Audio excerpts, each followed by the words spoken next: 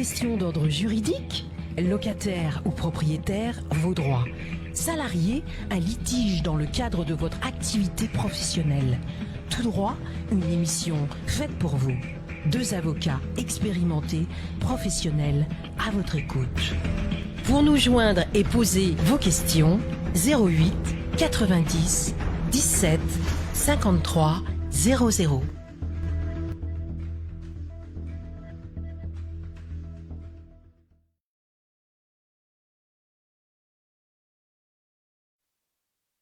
Bonjour, bienvenue dans votre émission Tout droit sur Armada, une émission hebdomadaire.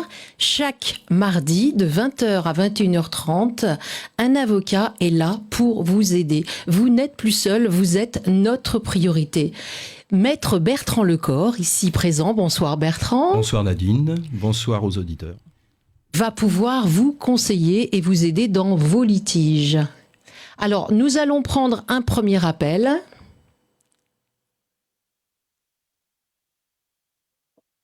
Allô, bonsoir. Oui, allô. Oui, bonsoir. Bonsoir. Quel est votre prénom? Je vous entends extrêmement mal. La liaison est... Il faudrait que vous coupiez, en fait, vous gardez l'appel, mais vous coupez la radio ou YouTube. Vous m'entendez? Nous, on vous entendait très bien. Très mal. Écoutez, je vais vous poser la question. Est-ce que vous m'entendez bien? Parfaitement. Parfaitement, oui. Nous sommes toutes oui. Ok. Je m'appelle Édouard, j'habite dans une petite commune de Seine-et-Marne qui s'appelle Voulangis. Et j'ai la particularité d'avoir une partie de mon jardin qui est en zone naturelle sensible et les parcelles alentours qui le sont aussi. Il se trouve que dans les zones naturelles sensibles qui sont mitoyennes à mon terrain, ces zones appartiennent en majorité au conseil départemental et il y a quelques petites parcelles par-ci par-là qui sont à d'autres propriétaires. Toute cette zone est boisée et elle est au bord du Grand Morin. Et j'ai régulièrement, pendant plusieurs mois l'hiver, le soir, quelqu'un qui vient tirer au fusil dans cette zone, dans ce bois, donc qui pour moi est une zone protégée puisque c'est une zone naturelle sensible. C'est cette personne ou ces personnes tirent un petit peu dans tous les sens puisqu'il m'est arrivé de recevoir des plombs dans la fenêtre de ma cuisine. Alors, j'ai appelé la mairie s'en fout.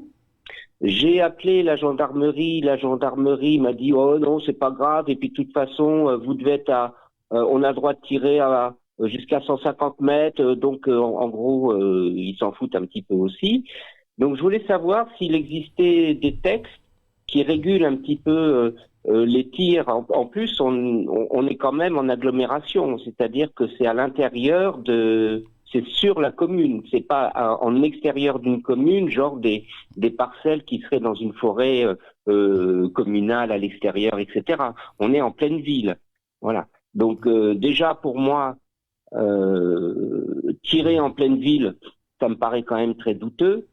Et aller sur des parcelles qui n'appartiennent pas aux personnes pour tirer, bon, il y a peut-être un problème avec le respect du bien d'autrui. D'autre part, ça génère inévitablement une pollution au plomb parce que les plombs, il y en a partout. Les cartouches, il y en a partout. On est en zone naturelle sensible. Il me semble que quand même, c'est ce désintéressement et de la mairie et de la gendarmerie, ça me paraît quand même un petit peu fort de café. Question? Donc je voulais savoir s'il existait des textes Oui. et si oui, lesquels. Alors oui, il existe des textes. Et pour cela, moi je suis très étonné que les gendarmes déjà vous aient répondu d'une manière un petit peu comme ça laxiste, parce que si vous avez des gens qui tirent à 150 mètres de chez vous, c'est totalement inadmissible. Donc ce que je vous conseille... Je suis entièrement d'accord. Donc c'est pas du tout normal. Donc moi je pense que vous devriez retourner à la gendarmerie la prochaine fois. Et lorsque vous êtes à la gendarmerie, si vraiment vous avez une réponse comme ça, vous pouvez saisir directement le procureur de la République, parce que je vous dis, c'est pas du tout normal. C'est très dangereux. Ils peuvent très bien, les plombs peuvent très bien toucher des personnes, des enfants. Donc même vous bien immobilier. Ouais. Donc c'est pour ça. Donc je suis vraiment très étonné que les gendarmes aient eu cette réaction. Ça, c'est pas vraiment le style des gendarmes d'être aussi Non, écoutez, ça les a pas passionnés, hein. Voilà. Mais il va falloir une prime de risque pour habiter vers chez vous, si je comprends bien. Moi, je vous conseille d'y retourner. Il va falloir une prime de risque, si je comprends bien, pour habiter dans les bois vers chez vous. Je fournis le casque. Oui. Vous êtes dans quelle commune déjà? Boulangis, c'est ça? À Boulangis, c'est juste à côté c'est mitoyen d'un village qui a défrayé la chronique là, en novembre dernier par ces inondations, qui est à Crécy-la-Chapelle. Ah oui, voilà. Je vois. Alors Bertrand, qu'est-ce qu'on peut faire pour faire bouger les choses? Moi, je pense qu'il faut retourner à la gendarmerie. Je pense que vous avez dû tomber peut-être à une heure qui ne devait pas être la bonne heure, ou certainement la personne qui ne devait pas être la bonne. Mais normalement, les gendarmes là-dessus sont quand même très réactifs. Si vraiment vous tombez sur quelqu'un qui prend ça par-dessus la jambe, vous saisissez le procureur de la République et vous déposez une plainte pour mise en danger de la vie d'autrui, parce que c'est totalement anormal. Voilà. D'accord. Mais sinon, est-ce que vous avez une idée de texte sur lequel s'appuyer par rapport à une zone naturelle sensible? Déjà, est-ce qu'on a le droit, même éventuellement avec une autorisation de chasse ou de quoi que ce soit, est-ce qu'on a le droit d'aller faire du tir au pigeon en zone naturelle sensible? Alors pour ça, je ne connais pas les textes, mais de toute façon, vu les distances que vous m'indiquez, c'est totalement anormal et ça me paraît totalement impossible. Donc ça tombe sous le coup de la loi pénale et de toute façon, je pense que le procureur de la République réagirait à ce genre de plainte. Oui, le seul souci qu'on peut avoir, et c'est peut-être aussi ce qui a motivé un certain laxisme de la part des autorités, c'est qu'on ne sait pas qui c'est et on ne sait pas comment le trouver. Oui, ça, donc, effectivement, c'est le problème. Je vais porter plainte contre qui? Contre X. Le procureur de la République, je vais aller le voir, il va me dire oui, c'est qui? Je vais dire je sais pas. Il va me dire quoi? Quand vous saurez qui c'est, vous revenez me voir et puis là, je pourrai faire une action. À la limite, vous déposez plainte contre X. Si le parquet décide d'enquêter, dans ces cas-là, ils peuvent très bien demander à une brigade de gendarmerie de se déplacer, de tourner un petit peu, et s'ils entendent un coup de fusil, dans ces cas-là, ils pénètrent dans les bois, ils essaieront de trouver la personne. Mais il faut pour qu'ils bougent, il faut effectivement qu'il y ait une plainte avant. Donc c'est pour ça que maintenez votre plainte, retournez chez les gendarmes, et si vraiment les gendarmes ne bougent pas, saisissez le procureur de la République. C'est ce qu'il y a de plus simple à faire. Parce que l'autre problème qu'il y aura dans cette histoire, c'est pour trouver la personne, quand ça se passe à peu près. Ça peut être une piste, toujours à la même heure, et la personne tire, 4, 5, 6, 7 fois, et puis s'en va. Mais ça, vous raconterez ça aux gendarmes, parce qu'on n'a pas le droit de faire justice soi-même. Il y a un laps de temps extrêmement court, et donc si moi je me mets à appeler les gendarmes en disant ça y est, le mec ou la dame, elle tire, le temps qu'ils arrivent, ça sera fini, il n'y aura plus personne. Mais ça, c'est pas votre problème, c'est à eux de faire l'enquête, monsieur. Retournez voir les gendarmes, déposez votre plainte et je vous dis sinon saisissez le procureur de la République. C'est ce qu'il y a de plus simple à faire. Voilà. Avons-nous répondu à votre question? Je vous remercie beaucoup et je vous souhaite une bonne suite d'émission. Merci à vous. Au revoir. Je vous en prie, au revoir. Et oui, il y a même des problèmes en forêt, c'est comme la chasse. Ah oui. Maintenant, ça devient dangereux quelquefois de se promener, mais il me semble que c'est indiqué, une zone de chasse. Normalement, il y a des zones de chasse. Il y a des périodes déjà, en plus. Donc, les périodes de chasse sont à des jours fixes. On ne peut pas chasser n'importe quand. Donc, il n'y a pas de problème pour ça. Et normalement, jamais tout près des habitations. Donc c'est quand même quelque chose, ça me paraît totalement aberrant qu'on puisse tirer à 150 mets d'une maison. Oui, parce qu'une balle, elle peut aller loin, peut même aller à 1000 mètres. Bien sûr, tout à fait. Non, enfin, ça c'est les balles de... Les fusils. Ça c'est pour les armes de guerre. Ah, non, d'accord. Les plombs de chasse, ça va pas aussi loin. Très bien. Alors Bertrand, pour parler de droit civil et de vie quotidienne, quelles sont les erreurs les plus fréquentes que les gens commettent dans un contrat? Alors, les erreurs les plus fréquentes, souvent, c'est de ne pas lire le contrat. Parce que, la flemme. Déjà, il faut tout lire, parce qu'il y a parfois des clauses. Il y a des clauses qui sont importantes. Et il faut vérifier la capacité déjà des parties à signer un contrat, donc la capacité juridique. Il y a des clauses obligatoires comme, je sais pas, un point de départ, un délai à respecter. Un montant, par exemple, on ne peut pas s'engager à verser une somme sans la mettre noir sur blanc et en chiffres et en lettres. Il faut prévoir également les résiliations dans les contrats. Donc cette faculté, il faut la mentionner. Il faut prévoir donc un préavis éventuellement. Donc il y a beaucoup de clauses à vérifier. Donc les dates, les lieux, les délais. Ça, c'est les erreurs à ne pas commettre. C'est toujours vérifier ça. Et avec qui peut-on se faire aider pour un contrat ? Pour ça, alors ça tout dépend du genre de contrat. Il y a des consultations juridiques dans les mairies, souvent où on peut trouver des conseils. Quand c'est un contrat de travail, ça peut être également l'inspection du travail, ça peut être un syndicat, ça peut être éventuellement des avocats pour des contrats qui sont un peu spécifiques et qui doivent être un petit peu pointus. On peut trouver de l'aide assez facilement. Même sur Internet, on peut trouver par exemple des trames qui sont assez bien faites où il suffit d'un petit peu de les adapter. Si on est un petit peu, on maîtrise un petit peu le vocabulaire, on arrive facilement. Il faut taper quoi sur Internet ? Modèle de courrier, modèle de contrat ? Oui, modèle de contrat, par exemple. Alors, par exemple, contrat de bail, on trouve des modèles à télécharger. Alors, si c'est un contrat de bail, il faut faire attention que ce soit un modèle récent, parce que depuis 2015, il faut que ce soit conforme à la loi Allure. Donc, très important que ce soit un modèle récent, parce que si c'est un contrat de bail qui a 20 ans... il est caduc. Il ne sera pas valable. Donc, ça, c'est très, très important de prendre des modèles qui soient à jour. Et comment se protéger lorsqu'on signe un bail locatif ? Pareil, c'est vérifier les clauses de ce bail. Alors, les clauses importantes, c'est la durée. Si c'est un contrat vide, donc vérifier que le dépôt de garantie qu'on vous réclame est bien simplement d'1 mois, puisque normalement c'est passé 1 mois. Ça peut être 2 mois si c'est un meublé. Vérifier également les charges. Ça, c'est un point qui est très important, parce que souvent on peut mettre une provision de charge minime, et lorsqu'on fait une révision de charge en fin d'année, on se retrouve avec des sommes très importantes à payer. Dans ces cas-là, on peut demander éventuellement au juge de requalifier un petit peu ce contrat et de le casser pour tromperie. Donc c'est ça ce qui est très important. Nous allons prendre un appel. Oui, bonsoir. Bonsoir. Oui, allô ? Oui. Bonsoir, quel est votre prénom ? Oui, tout à fait.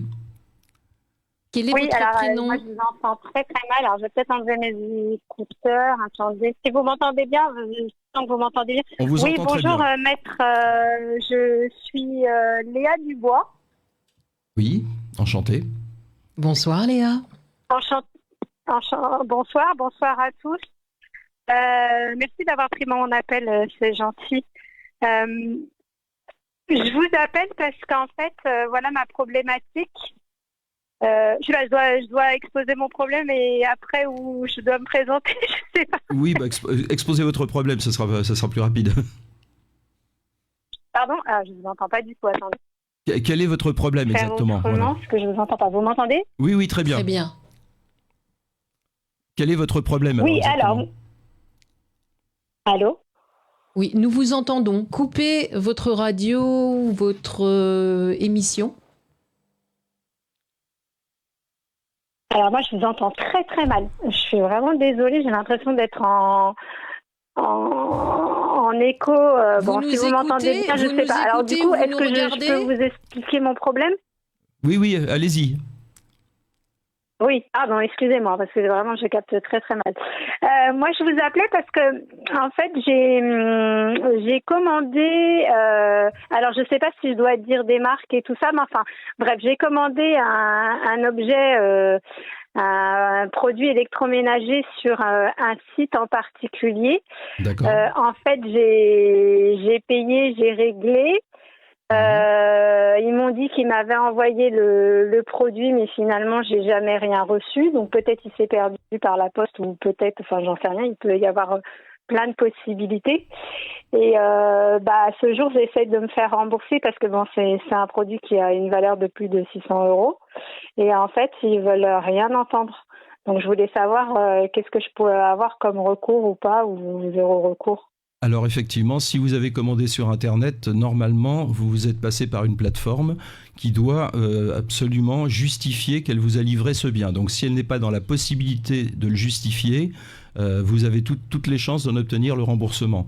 Donc il faut insister. Je pense que là, vous avez été peut-être un peu trop gentil. Là, il faut leur envoyer un courrier recommandé assez menaçant. Et sinon, vous saisissez la DGCCRF ou une association de consommateurs. Mais normalement, vous devriez obtenir le remboursement ou alors la livraison du bien que vous avez commandé. Si c'est avec, si c'est avec la plateforme la plus connue, normalement, il n'y a pas trop de difficultés. Vous obtenez facilement le remboursement. Il y a combien de temps que vous avez fait cet achat ? Pardon ? Cet achat, vous l'avez fait il y a combien de temps ? Ça fait 3 semaines maintenant que j'ai passé cette commande. Oui, bah c'est bon. De toute façon, en fait, c'est une plateforme que tout le monde connaît bien, mais c'est juste que des fois, les articles sont vendus par des revendeurs et j'avais pas fait attention. C'est pas par le vendeur en lui-même, mais c'est par un revendeur. Et en fait, le problème, c'est de se faire rembourser par ce revendeur et pas par la plateforme. Vous comprenez, c'est ça la difficulté. D'accord. Mais si vous l'avez acheté par la plateforme. Ouais, mais donc c'est la pour l'instant, plateforme ils se dédouanent en fait. Ben, c'est la plateforme qui doit vous rembourser et après elle se débrouillera avec éventuellement le vendeur ou le fournisseur, quoi. Bah ouais, c'est ce que je pensais, mais c'est ce qui se passe. Il faut insister, envoyer un courrier recommandé avec accusé de réception. Chacun s'envoie la balle en fait. Contactez la plateforme à nouveau. Essayez d'être un petit peu menaçant, vous envoyez un courrier recommandé ou sinon vous saisissez une association de consommateurs ou la DGCCRF. D'accord. Donc vous me préconisez plutôt d'envoyer un courrier recommandé en les menaçant, quoi. Absolument, oui, vaut mieux. Comme ça prouvera, ça donnera une date certaine à votre réclamation et je pense que ça les fera bouger un petit peu. D'accord, oui, parce que des fois on pense que dans une grande plateforme ils vont être plus sensibles et plus attentionnés et finalement mais j'ai l'impression que c'est plus compliqué que si moi je passais par une plateforme un peu moins connue, on va dire. Bon, comme quoi. Normalement, avec les grandes plateformes, il n'y a pas trop de soucis. C'est pour ça que je suis un petit peu étonné, mais c'est pour ça, essayer d'être un petit peu insistante et de vraiment insister sur ce remboursement. Bon, ça devrait bien se terminer, Bertrand. Normalement, ça devrait bien se terminer, oui. Oui, bien, merci pour votre appel. Je vous en prie, merci à vous, c'est gentil. Merci beaucoup pour vos précieux conseils. Je vous en prie. Je vous souhaite une bonne soirée. Merci à vous. Au revoir. Au revoir. Oui, ce n'est pas évident de faire des achats sur Internet. Non, c'est pas évident. C'est vrai, alors il y a toujours ce délai de 14 jours pendant lequel on peut restituer un bien. Et sinon, effectivement, lorsqu'on n'est pas livré, là, il faut absolument insister pour que l'on puisse soit être remboursé, soit avoir la livraison du bien qu'on a commandé, quoi. Mais si on achète des vêtements, est-ce qu'on a le droit de demander le remboursement au bout de 15 jours 14 jours Oui, bien sûr. Pareil ? Oui, tout à fait, bien sûr. Sinon, dans le délai de rétractation, on peut demander à restituer ce qu'on a acheté, même si ce sont des vêtements. Mais est-ce qu'il faut le renvoyer dans le paquet d'origine ? Oui, il vaut mieux, puis surtout, il ne faut pas les avoir portés. Non, mais parce qu'il y a quelques personnes, des fois, qui ont joué à ce jeu-là, de porter des vêtements un week-end et de les renvoyer pour être remboursés. Oui, dans ces cas-là, effectivement, on peut comprendre que la plateforme puisse être réticente. Mais enfin, je vous dis, pour la plateforme la plus connue, en général, il n'y a pas trop de difficultés. Il faut être honnête. Oui. Ils perdent parfois de l'argent, mais globalement, ils satisfont la plupart des gens, même. Alors, pour revenir au quotidien, par rapport au voisinage, quels sont les recours en cas de litige entre voisins ? Alors, les recours, le problème du voisinage, c'est quelque chose qui revient très fréquemment, aussi bien dans les immeubles, les copropriétés, c'est récurrent, les problèmes entre voisins. Donc, lorsqu'il y a ces problèmes de tapage, des problèmes de bruit, ce qu'il faut, très important, c'est déjà commencer à se faire des preuves. Donc, avoir des attestations. Audio, vidéo. Absolument, le maximum d'éléments de preuve. Et puis, dans un premier temps, je dirais, avant de commencer à être procédurier, aller voir le voisin en question, tenter une approche amiable en essayant de discuter et puis de trouver un modus vivendi, quoi. Le dialogue, favoriser la communication, après, c'est très important. On ne tombe pas toujours sur des gens de bonne foi, et donc dans ces cas-là, ce qu'il faut, c'est essayer, alors si on est en copropriété, prévenir le syndic pour que le syndic puisse envoyer un courrier. Toujours, alors, en essayant d'avoir quand même des preuves, donc des attestations de personnes qui étaient là et qui peuvent confirmer qu'il y a bien eu de bruit venant de tel endroit. Si vraiment c'est quelque chose de récurrent, moi je conseille toujours aux gens de faire venir un huissier de justice, enfin un commissaire de justice. Mais il faut maintenant. payer encore. Il faut payer. Le problème, c'est que si on a un procès-verbal fait par un commissaire de justice, on a des éléments qui ne seront pas contestables. Alors que attestation, on peut toujours dire oui, mais ça c'est des copains, c'est pas vrai, moi je suis pas d'accord. On ne pourra pas dire d'un procès-verbal de commissaire de justice, oui, mais là c'est pas vrai, parce que j'ai pas fait ci, j'ai pas fait ça, quoi. Alors, mais est-ce qu'il y a des plans pour faire venir un huissier et que ça coûte pas trop cher? ça coûte autour de 300 € à peu près, hein. Faut compter ça. Il faut pouvoir le faire. Oui, tout à fait. Mais bon, lorsqu'on subit un préjudice récurrent, régulier, quotidien, parfois on est prêt à dépenser beaucoup plus pour que ça cesse. Donc ça, c'est je dirais la première des choses à faire. Et après, si vraiment les choses doivent aller plus loin, il faut saisir le tribunal. Alors comment est-ce qu'on fait pour trouver un huissier de justice dans sa région? On va sur Google, on tape quoi? On prend les pages jaunes, tout simplement, un commissaire de justice. Le plus simple, c'est de prendre un commissaire de justice proche du lieu où on lui demande de se déplacer, parce qu'il prendra moins cher que si on lui demande de se déplacer à l'autre bout du département, forcément. Donc géographiquement, prendre un c'est ce qu'il y a de huissier, plus simple. un commissaire de justice qui soit Absolument, proche. c'est ce qu'il y a de plus simple à faire. Très bien. Et ensuite, donc, on fait constater...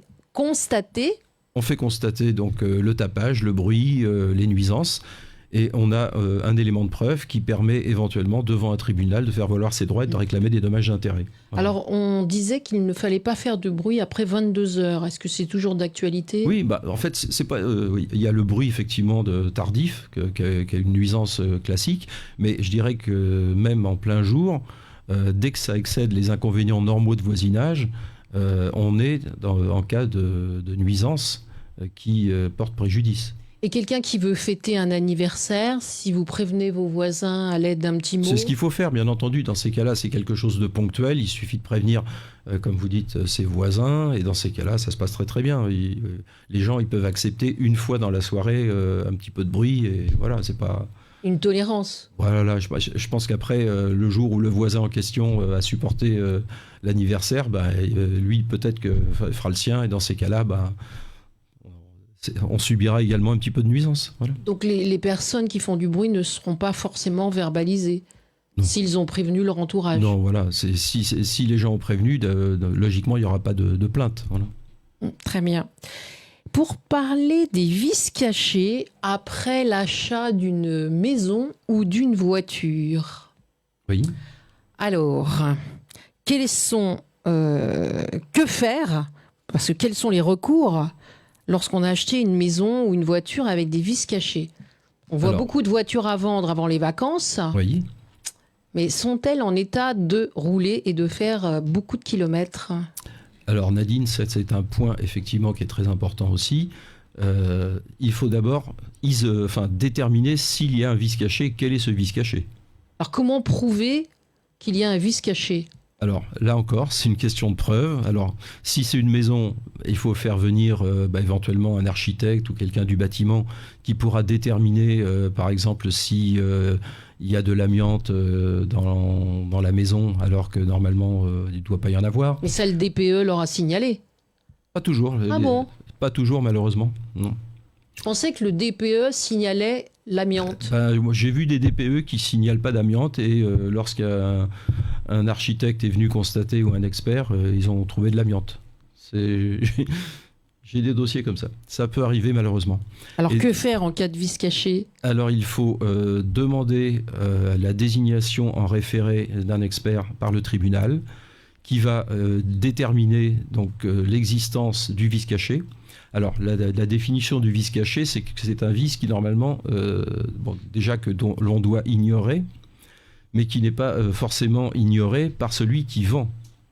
C'est ça, le problème. Ouais, vous pouvez avoir un défaut dans un mur et le corriger, le cacher, le camoufler, Exactement. mettre de la peinture. Et là, un expert pourra Et là, c'est confirmer. ce qu'on appelle vraiment un vice caché, justement. Et là, que se passera-t-il ? Eh ben, dans ces cas-là, si on arrive à déterminer que la personne avait parfaitement connaissance de ce vice, et on peut demander l'annulation en fait de la vente et donc le remboursement des sommes qui ont été versées. Plus des dommages et intérêts ? Plus des dommages et intérêts, effectivement. En revanche, il faut faire ça dans le bref délai qui est prévu par l'article 1641 du Code civil. Et pour une voiture, c'est la même chose ? C'est exactement la même chose, c'est le même problème. Parce qu'on voit beaucoup de voitures à vendre là. Oui, tout à fait. Et donc, c'est exactement la même chose. Il y a des gens qui vendent, par exemple, une belle voiture avec 30 000 km et puis le moteur va casser. Et lorsqu'on va décortiquer le moteur, on va s'apercevoir que c'est un moteur qu'on a 300 000. Dans ces cas-là, on est en plein dans le vice caché puisque la personne a maquillé en fait le kilométrage du véhicule. Et donc, on a un véhicule qui est impropre à l'usage que l'on espère de lui. Voilà. Là, nous allons changer de sujet, c'est un petit peu moins drôle. Est-ce que tout le monde devrait faire un testament, même en étant jeune ? Alors, je dirais oui. Enfin, oui et non, parce que c'est pas quelque chose où il faut tout le temps avoir ça en tête. Mais non, mais ça fait mourir personne de faire un testament. C'est vrai que ça fait mourir personne. Moi, je le conseillerais, par exemple, pour des gens qui sont en concubinage. Pourquoi ? Parce qu'il n'y a pas de protection matrimoniale pour le conjoint. Enfin, du moins pour le compagnon ou la compagne. Donc, au niveau de la donation ? Au niveau de la succession éventuelle, puisque le testament, a priori, c'est lorsque on décède qu'on utilise ce testament. Si on vit en concubinage avec une personne et que l'on décède, la personne n'a droit à rien. Donc la famille peut la mettre dehors ? Absolument, bien sûr. Donc, en revanche, si c'est une personne qui est mariée, elle est protégée, elle a le droit de rester dans la maison, donc elle succède à son époux ou son épouse. Donc, c'est pour ça que l'avantage pour un simple concubin, c'est très important de faire un testament. Donc, même si vous êtes jeune, faites un testament. Oui, c'est mieux. Pour laisser la jouissance d'un endroit à la personne que vous aimez. Il y a jeune et jeune. Si on a 20 ans, c'est peut-être un petit peu prématuré parce qu'on n'est pas sûr de rester non plus en concubinage avec la personne avec qui on est à 20 ans. Bon, c'est peut-être un petit peu prématuré de faire un testament à 20 ans. Mais bon, si on est avec la même personne de 25 ans à 45 ans, là, ça serait peut-être bien d'y penser. On peut l'annuler, le testament ? Ah oui, bien sûr. Est-ce que quand on refait un testament, ça annule le précédent ? Absolument. C'est le dernier testament qui compte. Donc, si vous faites 15 testaments, on prendra le dernier en date et c'est celui-là qui sera valable. Voilà. Un autre sujet très courant, malheureusement, le divorce. Quelles sont les étapes principales dans un divorce ? Alors, déjà, il faut différencier les divorces. Il y a deux sortes de divorces, je dirais, aujourd'hui. Il y a le divorce amiable, c'est-à-dire le divorce qui maintenant se fait par convention, par acte d'avocat. Donc là, c'est relativement simple. Le premier acte à faire, c'est d'aller voir un avocat et éventuellement que chaque époux aille voir un avocat, parce que depuis 2015, on ne peut plus avoir un seul avocat, c'est 2 avocats. Et cette convention, une fois qu'elle est rédigée, elle est adressée par les avocats aux époux qui ont un délai de réflexion de 15 jours. Et une fois passé ce délai de réflexion, on signe la convention qui est adressée à un notaire, qui lui va l'enregistrer dans un délai de 7 jours. Mais du coup, c'est plus rapide ? C'est très rapide, absolument. Donc, des personnes qui voudraient divorcer à l'amiable, ça peut se faire en combien de temps, quand tout va bien ? Faut compter quand même 2 mois à peu près, parce qu'il y a toujours le délai le fameux délai de réflexion de 15 jours, le délai du notaire de 7 jours. Après, on reçoit l'attestation du notaire. Il faut faire les formalités auprès de la mairie du lieu de mariage. Donc, il faut compter à peu près 2 mois. Mais c'est beaucoup plus rapide que les divorces, justement, de la deuxième catégorie, qui sont des divorces qu'on va appeler contentieux. Voilà. Donc là, c'est pareil, il y a plusieurs divorces contentieux. Il y a le divorce qu'on appelle accepté. Donc, c'est-à-dire qu'on est d'accord sur le principe du divorce, mais on n'est pas d'accord sur les conséquences. Donc là, c'est pareil, on prend chacun son avocat et une requête est déposée au tribunal, une requête assez simple, et on va se battre, entre guillemets, sur des conséquences où puisque c'est les points en fait sur lesquels on n'est pas d'accord. Tout le monde n'a pas la chance Voilà. de réussir son divorce. Après, il y a le divorce pour faute qui existe toujours. Est-ce que l'adultère est toujours une faute dans notre pays ?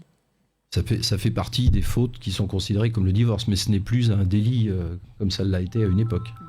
Voilà. Je crois que nous avons un appel. Nous allons prendre un appel. Bonsoir. Oui, bonsoir. Oui, bonsoir. Bonsoir, quel est votre prénom ? Oui, j'aurais souhaité parler à un avocat. Oui. Quel est votre Oui. prénom ? Mon nom, c'est Jessie. Enchanté, Jessie. Je vous écoute. Alors voilà, moi j'ai un petit souci, familial. Nous avons notre maman, nous sommes deux sœurs et un frère. Nous avons une maman qui est très âgée, donc qui est quasiment en fin de vie. Donc que nous avons mis sous tutelle récemment. Oui. Mais on s'est rendu compte que notre frère aîné a quasiment vidé le compte de notre mère. Donc moi je voulais savoir à peu près, de votre côté, ce que vous en pensez, puis moi de mon côté ce que je pourrais faire. Alors, si elle est sous tutelle, normalement, vous avez saisi un juge des tutelles. D'accord. Donc, il faut écrire au juge des tutelles et alerter le juge des tutelles sur éventuellement les actions qui ont été commises par votre frère. S'il a vidé les comptes et que ce n'est pas justifié, puisque normalement, lorsque une personne est sous tutelle, le tuteur doit rendre des comptes. Donc, si lorsqu'il rend ses comptes, il ne peut pas justifier de toutes les sommes qu'il a utilisées, qui normalement sont faites uniquement pour la personne sous tutelle, là, il se fera sanctionner par le juge des tutelles automatiquement. Mais je pense que ça, c'est des choses qu'il aurait fait avant qu'elle soit mise sous tutelle. Hein. Ah. L'antériorité, il faudrait vérifier les dates, n'est-ce pas Bertrand ? Voilà. Oui, ça il faut vérifier effectivement. Dans ces cas-là, vous avez la possibilité. Alors vous avez la possibilité de déposer plainte dans ces cas-là pour abus de faiblesse. Si effectivement la personne n'était peut-être pas encore sous tutelle, mais qu'elle n'était pas vraiment dans son état normal, vous pouvez justifier qu'elle était dans un état de faiblesse avancé et que votre frère en a profité pour éventuellement vider ses comptes. Et dans ces cas-là, il faut déposer plainte. Vous déposez plainte pour abus de faiblesse. Très bien. Mais faut-il qu'elle dépose la plainte avant ? Oui, elle peut la faire dès maintenant, la plainte, bien sûr. Oui. Là, il faut déposer plainte très rapidement. Là. Très bien. Écoutez, je vais m'en occuper. Merci beaucoup pour le conseil. Je vous en prie. Au revoir. Bonne soirée. Et maintenant, nous allons faire une petite pause musicale.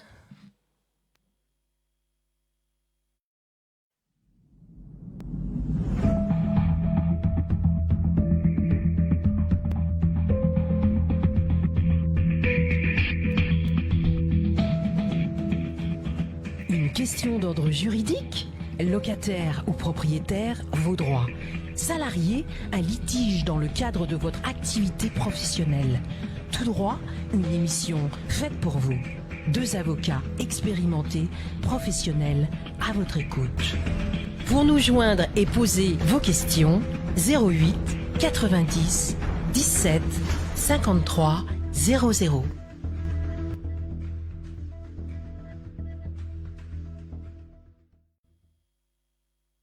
Bertrand, est-ce que Oui, tu Nadine. aimerais écouter une jolie musique avec des belles paroles ? Absolument, ça me ferait très plaisir, Nadine.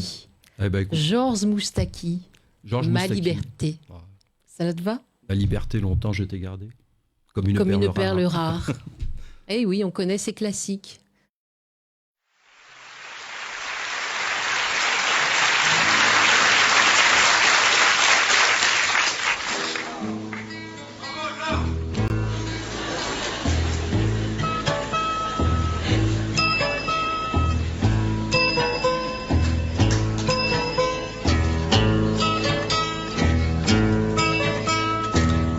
Liberté, longtemps je t'ai gardé, comme une perle rare.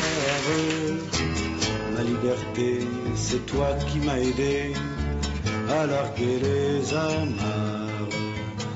Pour aller n'importe où, pour aller jusqu'au bout des chemins de fortune. Pour cueillir en rêvant une rose des vents sur un rayon de lune. ma liberté devant tes volontés. Mon âme était soumise, ma liberté, je t'avais tout donné, ma dernière chemise. Et combien j'ai souffert pour pouvoir satisfaire tes moindres exigences. J'ai changé de pays, j'ai perdu mes amis pour gagner ta confiance. Ma liberté, tu as su désarmer toutes mes habitudes. Ma liberté, toi qui m'as fait aimer même la solitude. Toi qui m'as fait sourire quand je voyais finir une belle aventure. Toi qui m'as protégé quand j'allais me cacher pour soigner mes blessures. Ma liberté, pourtant je t'ai quitté une nuit de décembre. J'ai déserté les chemins écartés que nous suivions ensemble. Lorsque sans me méfier, les pieds et poings liés, je me suis laissé faire. Et je t'ai trahi pour une prison d'amour et sa belle geôlière. Et je t'ai trahi pour une prison d'amour et sa belle geôlière.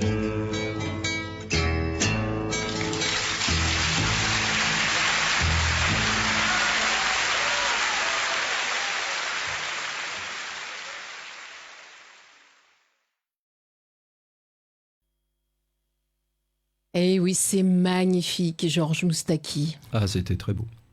La liberté, c'est primordial. Hein. Ah oui, c'est important. Et justement, quand on va en prison, comment ça se passe au niveau de l'univers carcéral pour pouvoir, quand on sort, pouvoir se réadapter à la vie de tous les jours? Alors ça, c'est quelque chose qui n'est pas forcément évident. C'est pour ça que dans les prisons, il y a des personnes...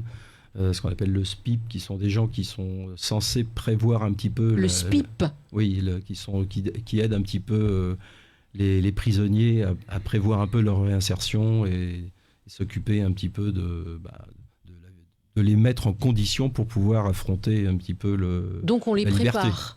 On les prépare, on essaie de les préparer. Mais on les prépare pas à être privés de liberté, par contre. Non, ça non, c'est pas préparé. Mais on les prépare à reprendre la liberté. C'est ça, exactement. C'est pour ça que les personnes, d'ailleurs, une fois qu'ils passent de la garde à vue au procureur, au juge des libertés, qui partent directement après en maison de dépôt, ça leur fait un choc psychologique assez important. Mais alors comment ça se passe en fait? Quelqu'un qui commet quelque chose de grave, qui est arrêté par la police, il va être en garde à vue. La garde à vue, c'est 48 heures ou c'est plus? Alors c'est 24 heures. Ah, 24 heures. Reconductible, donc ça peut arriver à 48 heures. Ça peut être 72, voire 96 heures pour les crimes les plus graves. En garde à vue? Absolument, oui. Les gardes à vue peut être jusqu'à 96 heures pour les crimes organisés, les trafics de drogue... tout ce qui peut être terrorisme, etc. Voilà. Et donc après, soit la personne est remise en liberté,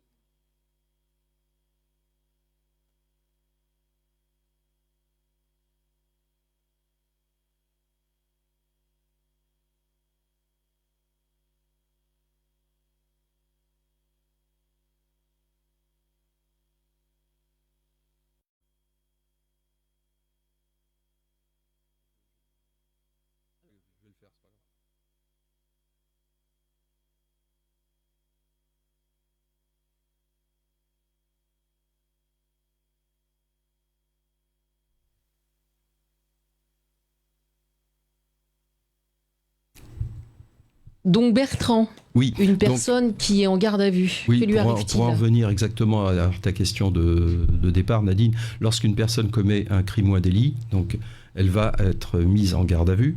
Cette garde à vue, donc en fonction de la complexité du dossier, peut être jusqu'à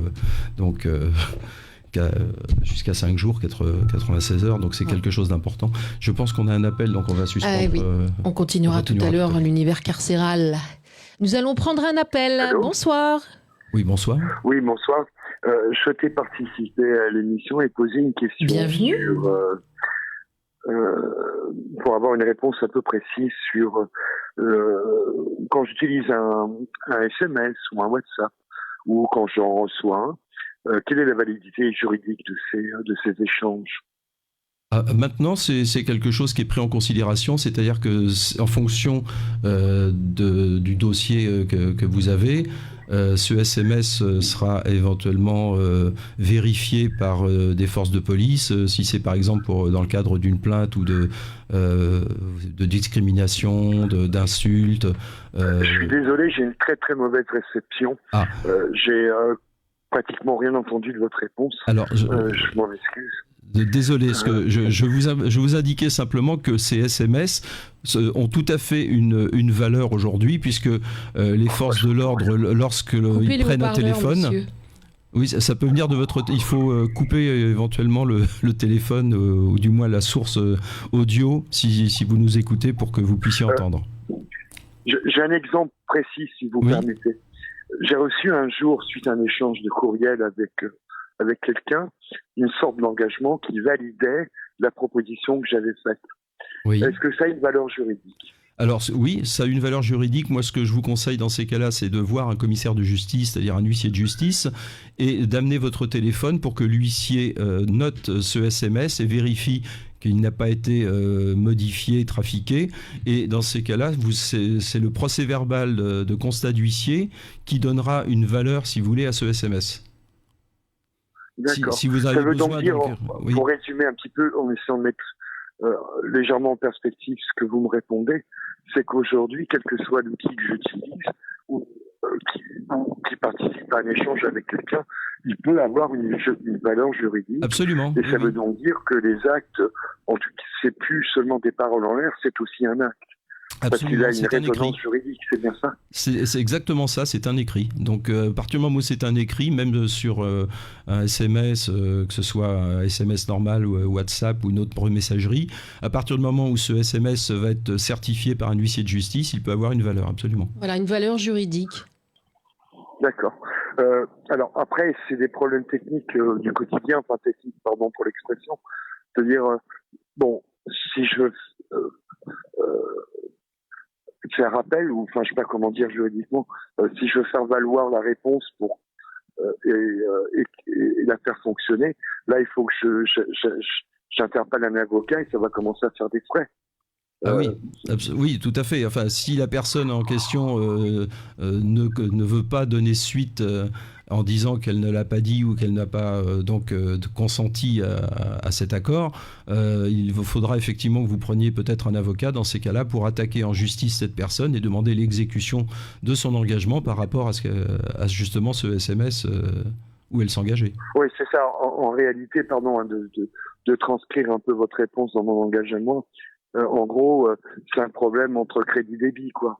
C'est-à-dire le fait d'engager l'autre et de lui faire valoir son engagement, faut que ça soit, faut qu'il y ait une efficacité, quoi. Oui, tout à fait. Un résultat à mon avantage. Tout à fait. Vous pouvez saisir une juridiction. Alors, je ne sais pas en quoi ça consistait, ce SMS, mais ça peut être une obligation de faire, ça peut être une obligation de... C'était quoi le problème exactement? Alors, j'ai une petite question intermédiaire à tout ça. Oui. Quand ce sont, par exemple, des élus, est-ce que le droit s'applique de la même façon? Le droit s'applique de la même façon pour tout le monde, bien sûr, oui. D'accord. Il n'y a pas de différence non. quant à l'origine professionnelle du mail ou de l'échange qui a été fait, quoi. Non, tout le monde est sur le même plan d'égalité, il n'y a pas de problème. Excusez-moi, je suis un peu désolé de ne pas vous répondre aussi bien que je l'aurais souhaité. C'est vrai que j'entends très très mal. En tout cas, je vous remercie de vos réponses. Je vous en prie. Et, merci de votre appel. Merci pour ce que vous faites. Puis à bientôt. Je vous en prie. Au revoir. Merci. Bonne soirée. 0890 17 53 00 2,50 € l'appel. Donc Christian. Bertrand. Oui, Nadine. Nous étions dans l'univers carcéral. Ah oui, tout à fait. On parlait de donc ce qui se passe... Après la garde à vue, que se passe-t-il? Non, enfin oui, voilà. La garde à vue, donc à partir du moment où on commet un crime ou un délit, on va être placé en garde à vue. Donc on est interrogé selon le cas, soit par des gendarmes, soit par des policiers. Et à la suite de cette garde à vue, si on considère qu'une infraction grave a été commise, l'officier de police judiciaire ou soit policier, soit gendarme va contacter le procureur de la République. Et le procureur va demander à ce qu'on amène la personne devant lui. Et le procureur, si les choses sont graves, va saisir éventuellement le juge des libertés pour qu'il y ait un mandat de dépôt qui soit pris contre cette personne. Et donc la personne va être conduite en maison d'arrêt. Alors qu'est-ce que cela veut dire, être déféré? C'est-à-dire qu'il est emmené par les policiers, donc avec parfois des menottes, quand c'est une personne dangereuse, parfois sans menottes, où donc le procureur va lui expliquer que cette personne, donc il a commis des faits qui sont graves, et va demander son placement sous mandat de dépôt, c'est-à-dire pour qu'il aille en prison. Et lorsqu'une personne est en garde à vue, est-ce que tout le monde a droit à un avocat? Ah oui, absolument. Même si on n'a pas les moyens? Et dès le début de la garde à vue. Alors, c'est-à-dire que si on n'a pas les moyens, il y a toujours un avocat d'office de permanence qui peut être appelé par les forces de l'ordre. Donc on aura de toute façon droit à un avocat. Au bout de combien de temps? Ah, tout de suite. Dès le début de la garde à vue, on a le droit à un avocat, normalement. Donc une personne qui n'a pas les moyens de se payer un avocat demande à la police un avocat commis d'office. Absolument. Elle demande un avocat, elle a le droit de contacter un proche et elle a le droit également à voir un médecin. Voilà. Nous allons prendre un appel. Il y a un avocat, demande à la police un avocat commis d'office. Absolument, elle demande un avocat. Allô. Bonsoir. Oui, bonsoir.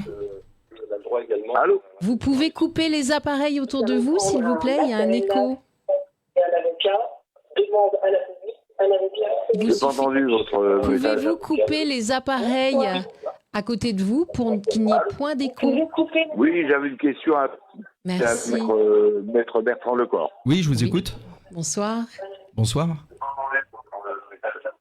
Vous êtes Maître Lecor? Oui, tout à fait, je vous écoute. Oui, j'avais une question à Maître Bertrand Lecor. Oui, je vous écoute. Bonsoir.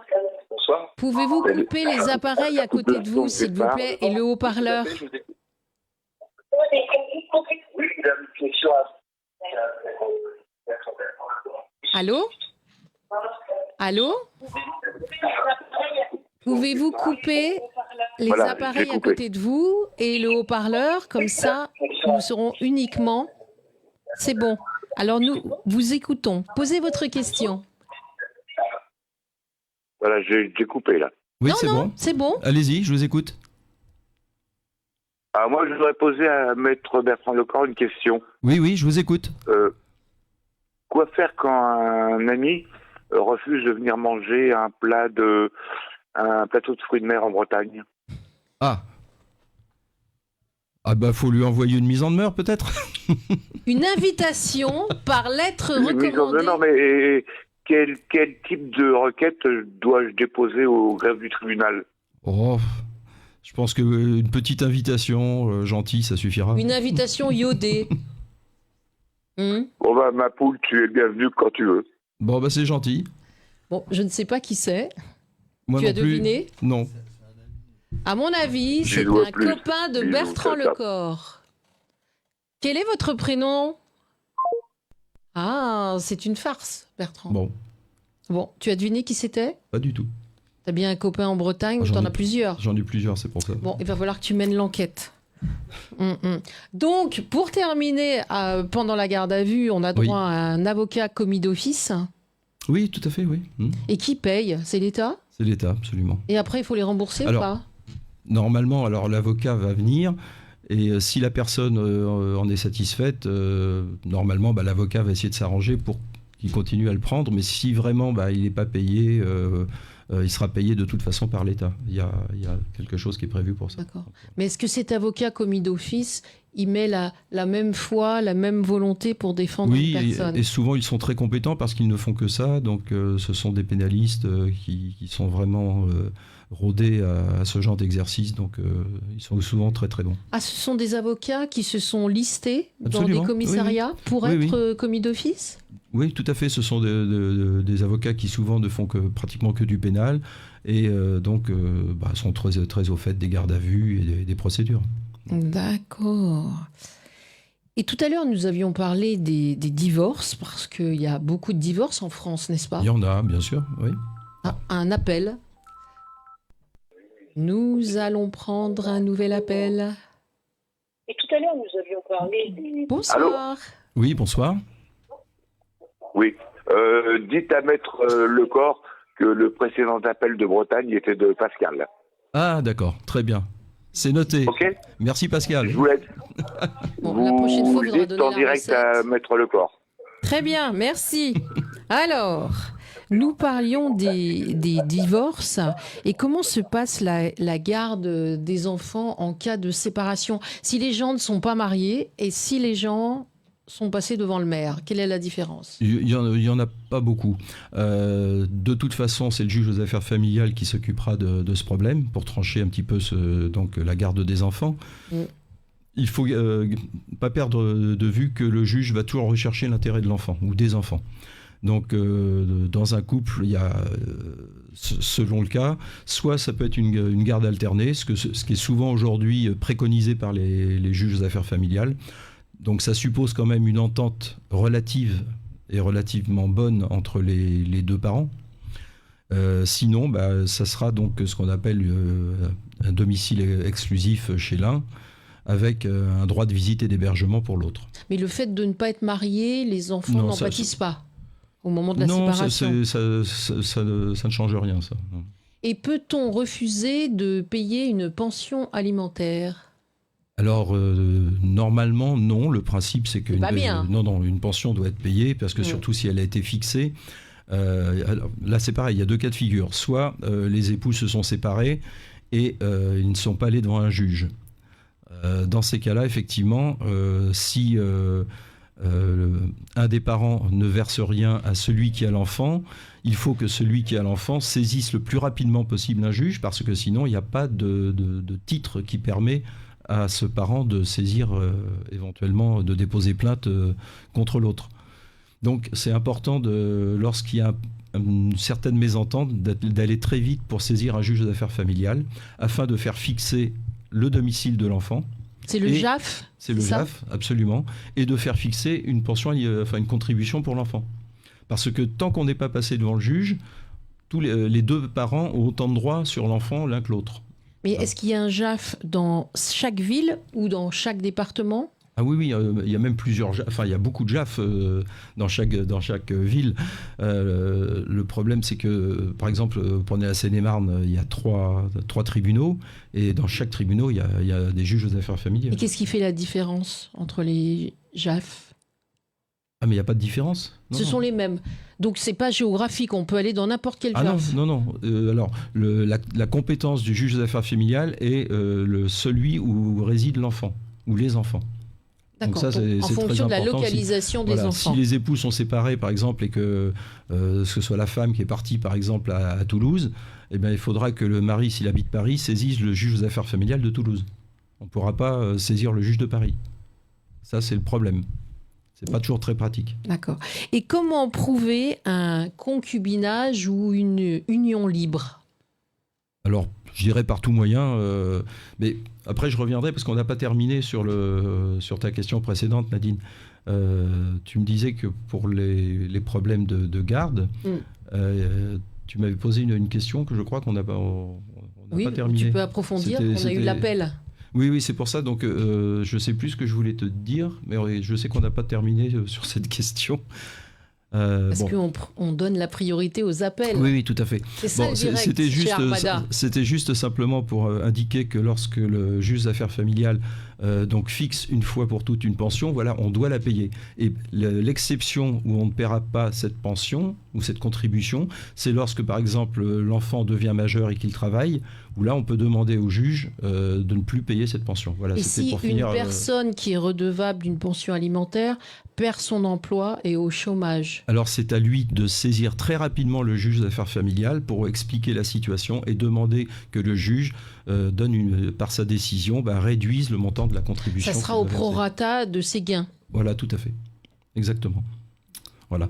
Et donc, ta question suivante, maintenant, que j'ai répondu à la précédente. Comment prouver un concubinage ou une union libre? Donc, ça, c'est assez simple et c'est par tout moyen. Alors, il y a des certificats de concubinage qui peuvent être établis par les mairies, mais à la limite, une simple facture de gaz ou d'EDF au nom de monsieur et madame, ça suffit pour établir éventuellement une union libre, un concubinage. Ça peut être des attestations également, mais bon, des factures, c'est ce qu'il y a de plus simple, je trouve. De n'importe quoi. Oui, voilà, tout à fait. Téléphone, EDF, gaz, même de téléphone mobile? Oui, bien sûr. S'il y a monsieur et madame, monsieur X et madame Y, c'est une présomption d'union libre. Alors tout à l'heure, nous parlions d'enfants, oui. Nos chérubins adorés. L'adoption d'un enfant par un beau-parent est-elle fréquente et comment cela se passe? Alors, fréquente, elle n'est peut-être pas si fréquente que ça, mais elle peut exister et pour plusieurs raisons. Alors, le décès des parents? Oui, tout à fait. Malheureusement. Alors, la première raison qui peut être importante, c'est au niveau du nom, pour pouvoir éventuellement donner le nom à l'enfant. Et également pour des droits de succession, puisqu'une fois qu'on adopte un enfant, il bénéficie d'un statut comme si c'était un enfant. Donc ça permet de ne pas avoir de droits de succession importants, quoi. Voilà. Mais pour des parents, est-il difficile d'adopter au niveau des démarches? Ou est-ce que c'est plus simple, alors, y a le fait que ça soit la même famille? Il faut différencier l'adoption simple et l'adoption plénière. L'adoption simple, c'est, je dirais, relativement facile. C'est pour ça qu'on l'appelle simple, d'ailleurs. Ça existe, la simplicité? Oui, le simple, absolument. Au niveau des lois? L'adoption simple, en fait, c'est que cet enfant, on va déposer une requête au juge en expliquant que cet enfant, il s'entend plus avec son père biologique, mais que ça fait maintenant plusieurs années que le beau-parent s'en occupe très bien, que l'enfant lui-même, souvent, on peut recueillir son consentement, puisque c'est le juge. Même s'il a moins de 14 ans Même si l'enfant a moins de 14 ans? Oui, tout à fait. Ils peuvent donner leurs sentiments. Et donc, cette adoption se fait par le juge des enfants, qui est le juge du tribunal judiciaire. Et la différence de l'adoption plénière, c'est que l'adoption plénière, en revanche, fait disparaître totalement la filiation biologique. Donc, c'est-à-dire que le père biologique n'existera plus du tout dans le cadre d'une adoption plénière. Donc ça, c'est beaucoup plus rare, quoi. Mais donc c'est faisable? Oui, c'est tout à fait faisable. Ça se fait par exemple pour quelqu'un qui a fait un enfant et qui est reparti, par exemple, à l'étranger, on n'a plus de nouvelles du tout. Et on ne sait même pas où le retrouver. Dans ces cas-là, si on ne sait pas où retrouver le parent biologique, dans ces cas-là, on peut faire une adoption plénière. Et lorsqu'on est au tribunal, est-ce qu'on a le droit de se défendre seul et de ne pas vouloir d'avocat? Oui, on peut se défendre seul, pas partout. Devant un tribunal pénal, on peut le faire. Devant le conseil de prud'homme, on peut le faire. Devant les juridictions de proximité ou le tribunal judiciaire, si le litige est inférieur à 10 000 euros. Et devant la juridiction du contentieux de la protection. Donc c'est un petit peu limité. On ne peut pas se défendre seul, par exemple, sur un problème, un litige immobilier ou un litige important devant le tribunal judiciaire. Mais on a le droit de le faire? Non, on ne peut pas le faire. On est obligé de passer par un avocat après. Voilà. Mais sinon, pour des petits dossiers, tout ce qui est prud'homal, droit social, tout ça, on peut se défendre seul. Et quelle est la différence entre un délit et un crime? Ne me le montre pas. Non, ça n'a rien à voir. Le délit, c'est une infraction, je dirais, où la peine maximale va être de 10 ans, alors qu'un crime, normalement, c'est des peines qui vont au-delà de 10 ans. Les délits simples, ce sont le vol, l'escroquerie, l'abus de confiance. Après, quand on passe dans les crimes, c'est le meurtre, l'homicide, l'assassinat, le viol. Voilà, ce sont des crimes. Le viol fait partie des crimes. Absolument, c'est la cour d'assises pour un viol. D'accord, ok. Normalement, parce que ça peut être correctionnalisé. Et quels sont les droits d'une victime d'agression ? Les droits d'une victime d'agression, c'est déjà d'obtenir réparation de son préjudice, normalement. Donc, ça se fait pas comme ça. Quand tu parles d'une agression, tu parles d'une agression physique ou du... Physique. C'est ça. Donc, déjà, la personne qui est victime d'une agression, il faut qu'elle dépose plainte. Donc ça, c'est la base. Une fois qu'elle a déposé plainte, elle va donc demander devant un tribunal, donc se constituer partie civile, c'est-à-dire demander des dommages et intérêts au tribunal contre l'auteur de cette agression. Donc pour ça, elle peut se faire aider par un avocat, elle peut se faire aider par un médecin également qui va constater dans un premier temps les préjudices qui peuvent être physiques, ça peut être des blessures. Donc en fonction de la gravité, il peut y avoir une expertise judiciaire qui va être normalement demandée par le tribunal. Et un médecin légiste Médecin légiste, c'est forcément pour la mort. Voilà, ce que j'allais dire, médecin légiste, c'est que c'est vraiment très grave. Là. Et si c'est un médecin à l'hôpital pour reconnaître les faits de l'agression ? Dans ces cas-là, alors on va ce qu'on appelle aux UMJ, ce sont les unités médico-judiciaires, où il y a des médecins qui sont formés pour cela, qui vont déterminer en fonction de la blessure un certain nombre de jours d'ITT, c'est-à-dire d'invalidité totale temporaire. Et c'est très important parce que ce nombre de jours d'invalidité totale temporaire va déterminer si, par exemple, on est soit dans une contravention, soit dans un délit qui va être plus ou moins grave. Donc, si c'est plus de 8 jours d'ITT, ça va être donc des coups et blessures volontaires avec une ITT donc supérieure à 8 jours.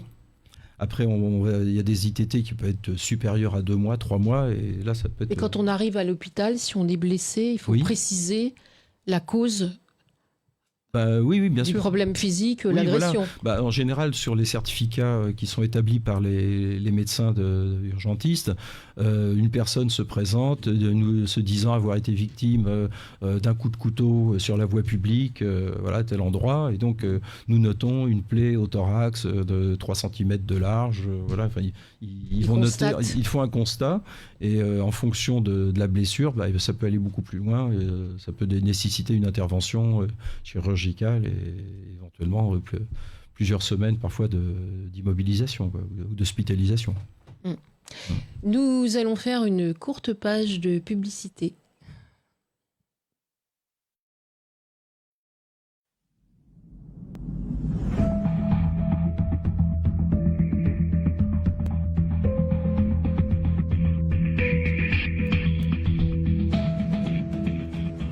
Une question d'ordre juridique ? Locataire ou propriétaire, vos droits. Salarié, un litige dans le cadre de votre activité professionnelle. Tout droit, une émission faite pour vous. 2 avocats expérimentés, professionnels, à votre écoute. Pour nous joindre et poser vos questions, 08 90 17 53 00.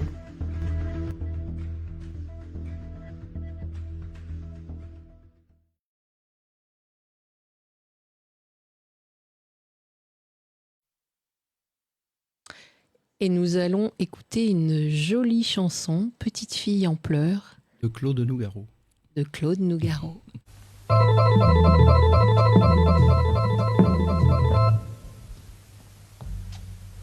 Une petite fille en pleurs dans une ville en pluie, et moi qui cours après. Et moi qui cours après au milieu de la nuit. Mais qu'est-ce que je lui ai fait? Une petite idiote qui me joue la grande scène de la femme délaissée. Et qui veut me faire croire qu'elle va se noyer. C'est quel côté la scène? Mais qu'est-ce que je lui ai fait? Qu'est-ce qu'elle me reproche? Qu'est-ce qui lui a pris? Lorsque je l'ai trompée, elle l'a jamais appris.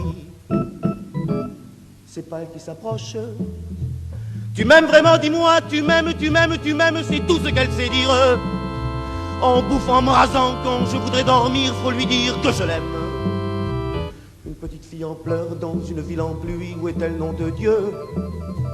Elle a dû remonter par la rue de Rivoli. J'ai de la flotte plein les yeux, parce qu'elle avait rêvé je ne sais quel amour absolu éternel. Il faudrait ne penser, n'exister que pour elle, chaque nuit, chaque jour. Voilà ce qu'elle voudrait, seulement il y a la vie, seulement il y a le temps. Et le moment fatal où le vilain mari tue le prince charmant.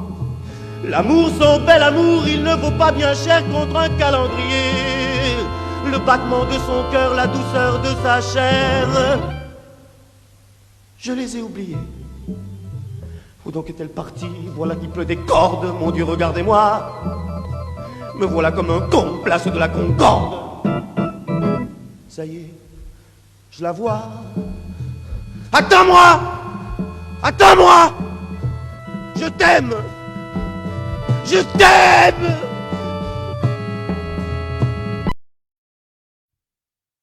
« 0890 17 53 00 pour poser toutes vos questions à Maître Lecor. Nous allons prendre un appel. Bonsoir. Oui, bonsoir. Mireille Miroska, vous êtes avec moi? Bonsoir. Ah, nous avions un appel. Ils sont en ligne, mais visiblement, on ne les entend pas. Allô, allô. Bonsoir. Allô. Oui. Allô. Allô, oui. Bonsoir.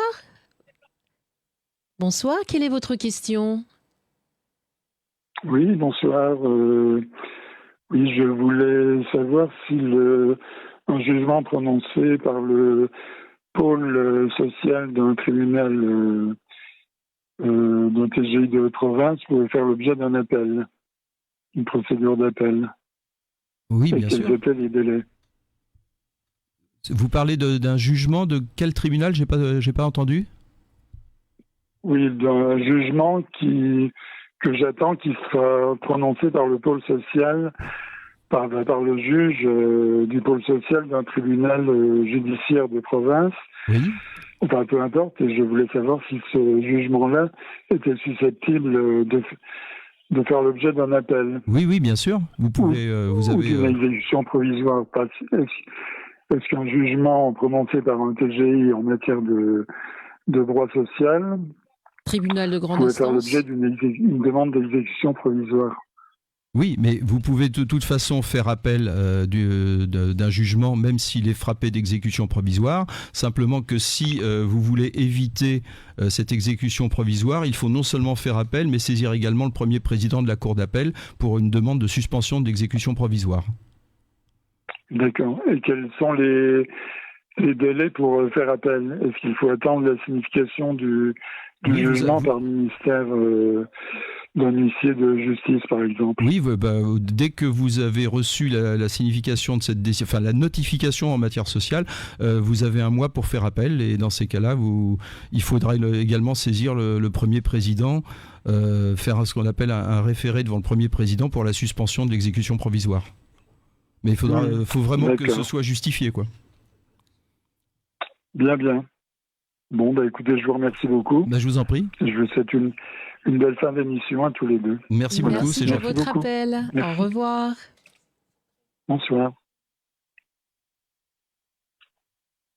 Oui, nous prenons nos appels en priorité, Bertrand.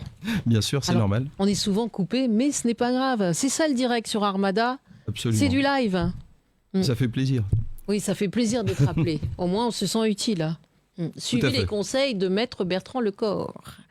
Alors Bertrand, dans une époque d'actualité numérique, quand on publie une photo de quelqu'un sans son accord, est-ce que c'est risqué légalement? C'est très risqué. Parce qu'on voit beaucoup de gens, ils sont là en train de tout filmer dans les rues, faire des photos, et hop, sur les Facebook, on n'a pas le droit de publier des images sans consentement. Ça dépend. Si c'est par exemple un rassemblement public, par exemple lorsqu'il y avait la foule sur les Champs-Élysées, que l'on filme cette foule, on considère que c'est un rassemblement public et on ne peut pas, dans ces cas-là, si une personne qui va se reconnaître dans une foule ne peut pas déposer une plainte puisque c'était un rassemblement public. En revanche, si vous prenez une personne en gros plan que vous publiez cette photo, là vous vous exposez à une demande de dommages et intérêts importante, puisque c'est l'article 9 du Code civil qui nous dit qu'on a le droit au respect de sa vie privée et que la personne peut très bien ne pas accepter que sa photo figure sur un réseau social ou sur un magazine, dans un livre. Mais un groupe, c'est considéré à partir de combien de personnes? 3 personnes? 4 personnes? Non, là c'est encore individualisable. Non, je parle d'une foule. Une foule. C'est une foule, donc si c'est un petit groupe, on peut reconnaître les gens. Par exemple, quelqu'un qui fait une photo dans un restaurant. Oui. Et qui reconnaît son mari ou sa femme avec un amant ou dans une situation pas très catholique, entre guillemets. C'est un restaurant, donc là, ça peut... C'est un lieu privé. Oui. Mais bon, en même temps, si c'est vraiment... ça dépend du restaurant, mais moi je dirais que une photo, si vraiment il y a un plan qui est focalisé sur une personne, là, la personne peut déposer plainte. Oui, absolument. parce que tu peux avoir des gens qui prétendent être en séminaire et en fait, ils sont en boîte de nuit, ils sont ailleurs, ils n'ont pas forcément envie que leur employeur les voie dans un endroit. Et là, c'est un peu une atteinte à la liberté, Nadine, n'est-ce pas? Tout à fait. Non, tout à fait. C'est pour ça que l'article 9 du Code civil permet aux personnes de ce qu'on appelle le respect de la vie privée. Et donc, qu'on ne puisse pas photographier n'importe qui, n'importe quand, sans le consentement. Donc, si ça arrive, qu'est-ce qu'il faut faire si on voit sa photo alors qu'on n'a pas donné son consentement? Je pense que là, il faut très très vite réagir. Alors, si c'est une photo, tout dépend du support en fait de la photo. Si c'est dans un journal, il faut en demander l'interdiction en référé, même en référé d'heure à heure, dans ces cas-là, pour empêcher la publication. Donc, il faut agir très très vite. Et l'intelligence artificielle, actuellement, pose-t-elle des défis à la justice française? Oui, alors ça c'est une question qui peut être très très large parce qu'effectivement ça va poser des questions sur des problèmes de responsabilité. Par exemple, un objet ou quelque chose qui est fait par une intelligence artificielle, ou quel en est l'auteur? Est-ce que c'est l'IA en tant que telle? Est-ce que c'est le concepteur de cette IA ou est-ce que c'est le réalisateur?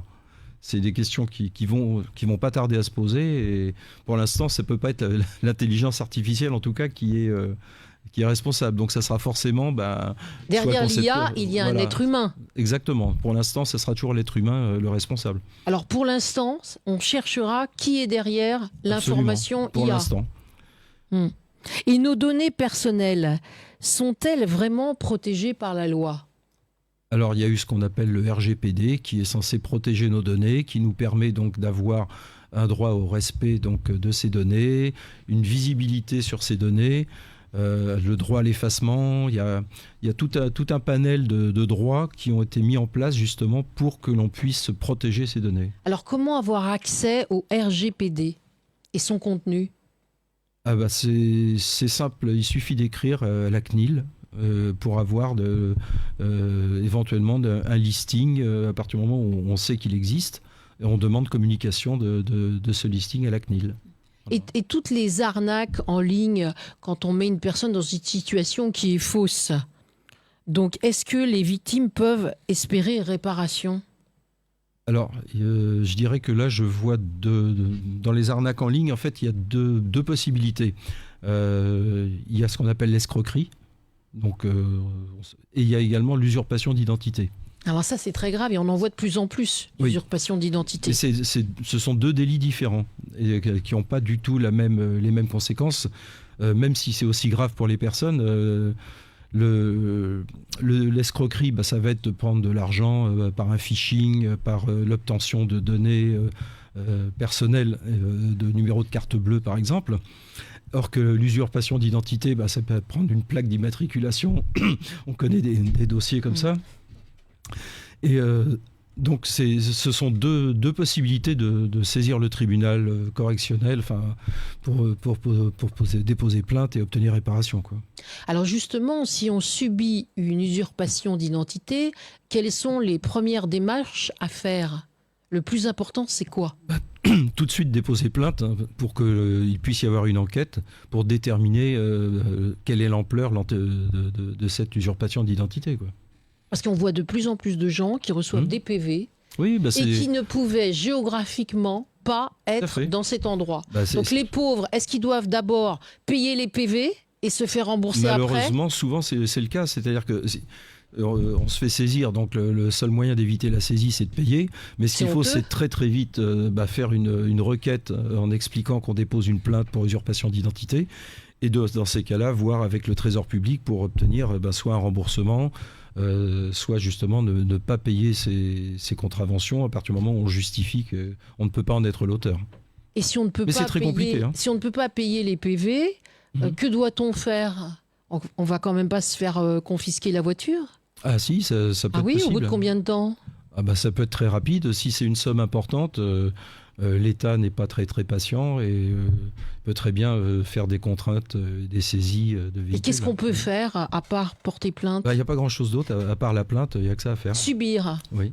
Mais la loi n'est pas bien faite, parce que si on doit payer des PV alors qu'on est innocent, si une personne, je ne sais pas moi, commet des infractions genre 1 000 € de PV... Oui.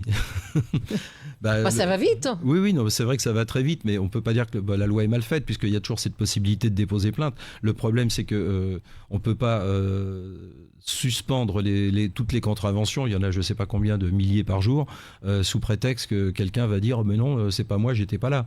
Donc il faut quand même qu'il y ait une plainte qui soit instruite, qui soit vérifiée, il faut quand même des éléments pour montrer que la personne a raison. Et comment peut-on prouver qu'on ne pouvait pas être à cet endroit-là ? Ça peut être par attestation, ça peut être par la traçabilité du téléphone portable. Sur une autoroute, par exemple, si c'est la plaque d'un tracteur, on se doutera bien que ce n'est pas le tracteur qui était sur l'autoroute.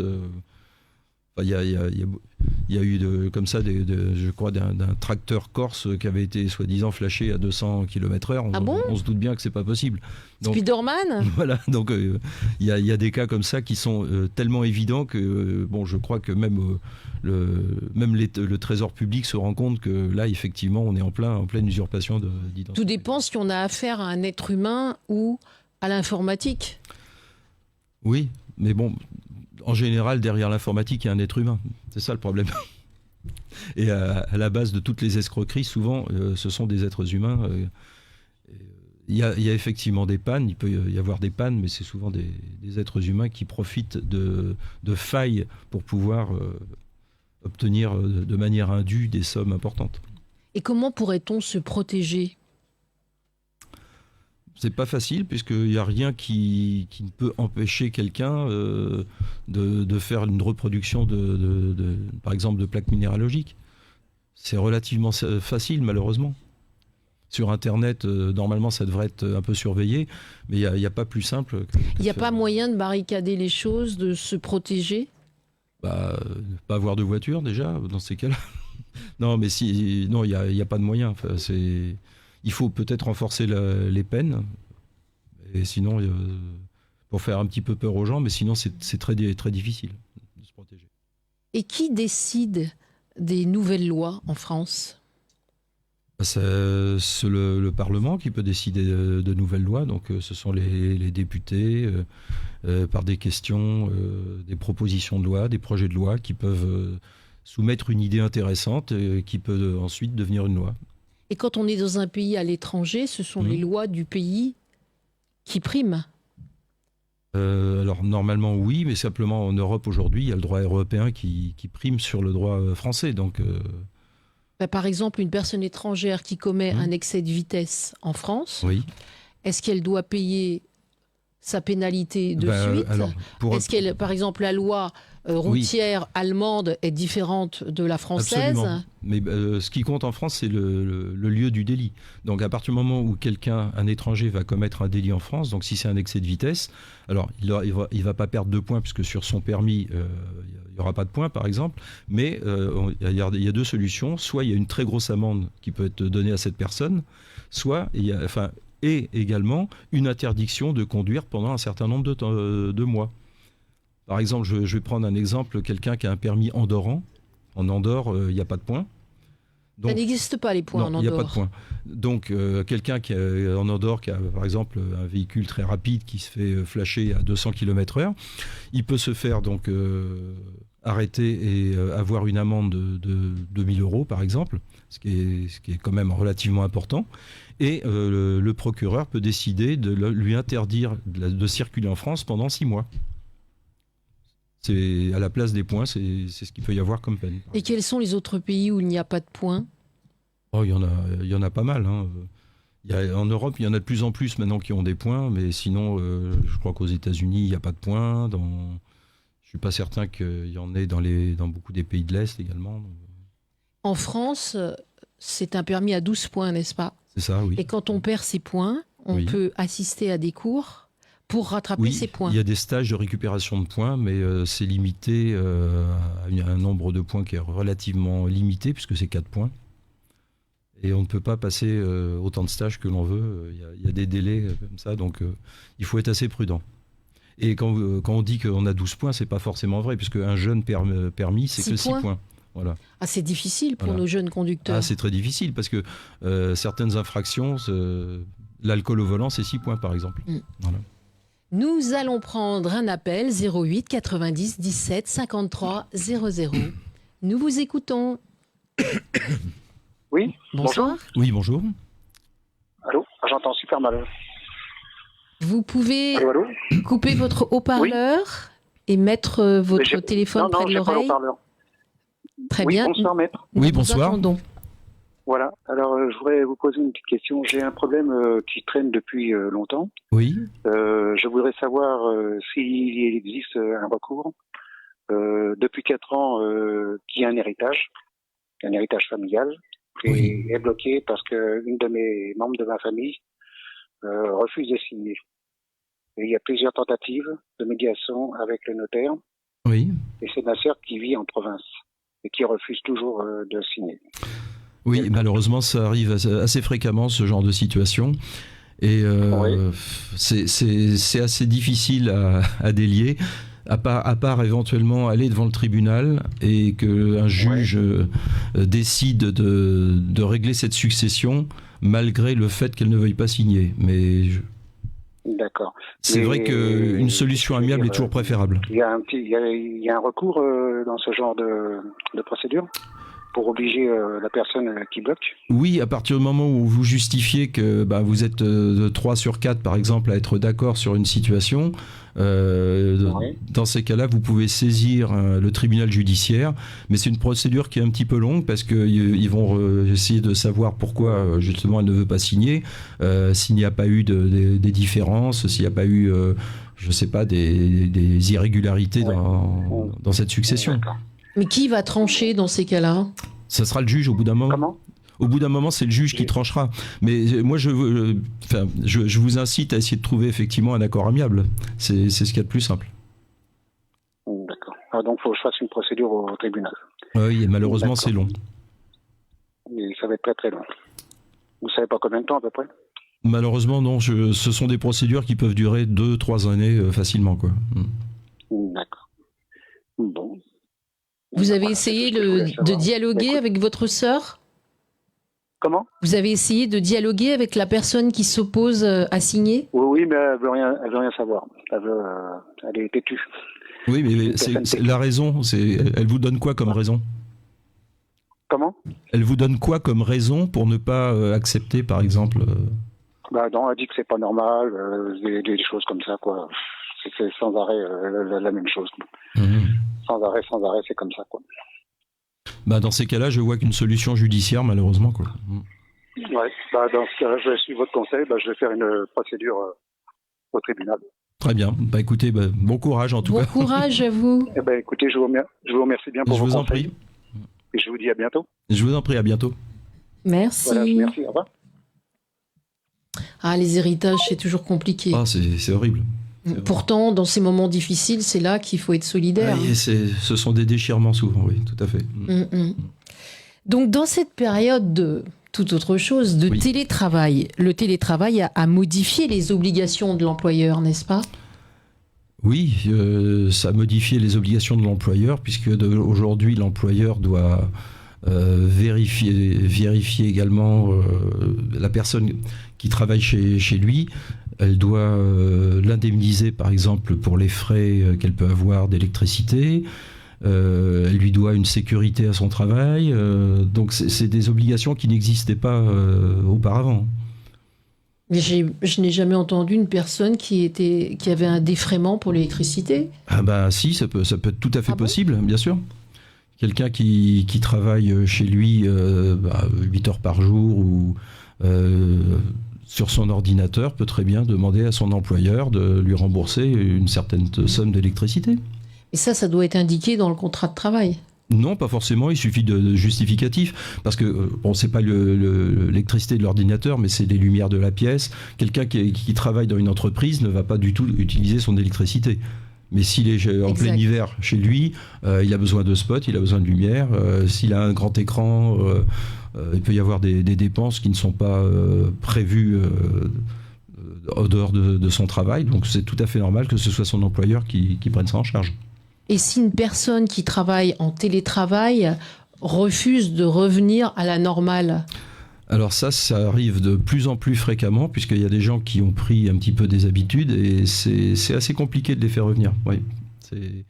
Là, ça demande une discussion avec la personne en question, et l'employeur, normalement, devrait pouvoir faire revenir la personne, mais ce sont des discussions qui se font avec les syndicats, c'est très compliqué. Et si c'est une entreprise qui n'a pas de syndicat? Il y a toujours des délégués du personnel pour essayer de temporiser et trouver des solutions, en tout cas. Parce qu'un employeur, il a quand même le droit de dire aux employés, tout à fait, bien sûr. Écoutez, il y avait une période, par exemple, de Covid, vous avez travaillé à domicile, c'était très bien. Maintenant, retour au bercail, tout le monde rentre au bureau. Et là, l'employeur ne peut pas obliger les salariés à revenir au bureau? Il y a des cas qui sont un petit peu complexes, comme par exemple quelqu'un qui depuis le Covid, reste chez lui 5 jours sur 5, par exemple, et qui du coup a déménagé à 800 km. Et on va lui dire, maintenant j'ai décidé que vous reveniez au travail. Et il va dire, non, moi je suis à 800 km. Donc ça pose des problèmes comme ça. Alors que faut-il faire dans ces cas-là? Justement, il faut trouver des solutions qui ne sont pas forcément encore toutes écrites. Donc, c'est très compliqué. Pas évident. Ouais. Qu'est-ce que la jurisprudence? La jurisprudence, ce sont des décisions judiciaires qui, parfois, sont à l'origine d'un changement de loi et qui donnent la tendance des tribunaux sur certaines tendances à donner raison par exemple à certaines personnes plutôt qu'à d'autres. Ce sont des sommes de décisions des juridictions, en fait. C'est ça ce qu'on appelle la jurisprudence. Ce sont des arrêts de la Cour de cassation, des arrêts du Conseil d'État. Et on s'en sert à quel moment? On s'en sert pour donner une coloration à un article de loi qui est assez général, et pour préciser la position des tribunaux sur une interprétation d'un article de loi. Voilà. En français, ça veut dire quoi, Bertrand? Un exemple? Oui, parce que c'est vrai que c'est un peu abscon comme ça. La jurisprudence, par exemple, qu'on peut citer, c'est ce que je peux donner comme exemple. C'est vrai que c'est pas simple comme ça. Là, je cale.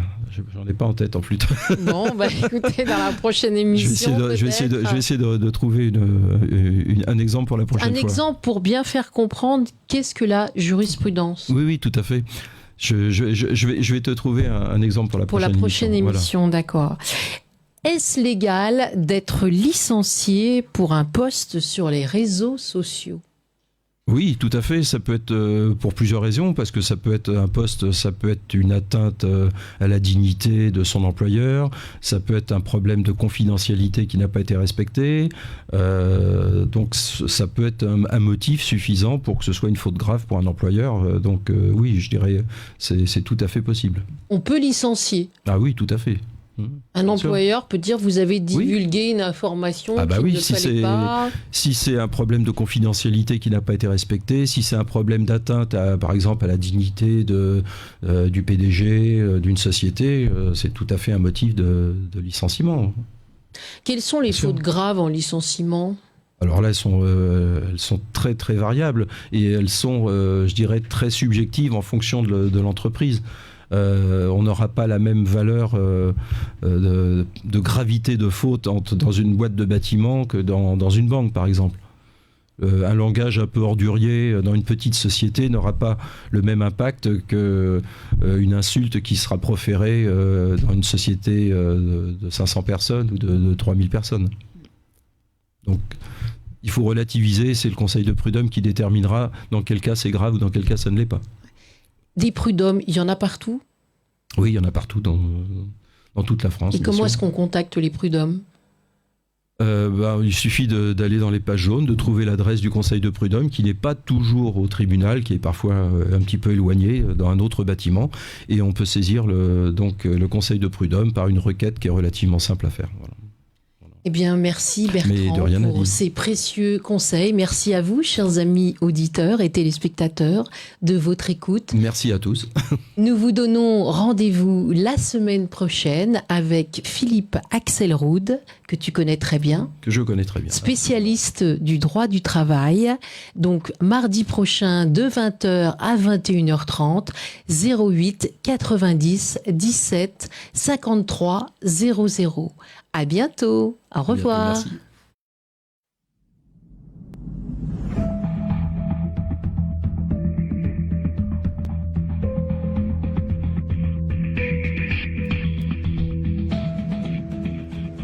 Une question d'ordre juridique ? Locataire ou propriétaire, vos droits. Salarié, un litige dans le cadre de votre activité professionnelle. Tout droit, une émission faite pour vous. 2 avocats expérimentés, professionnels, à votre écoute. Pour nous joindre et poser vos questions, 08 90 17 53 00.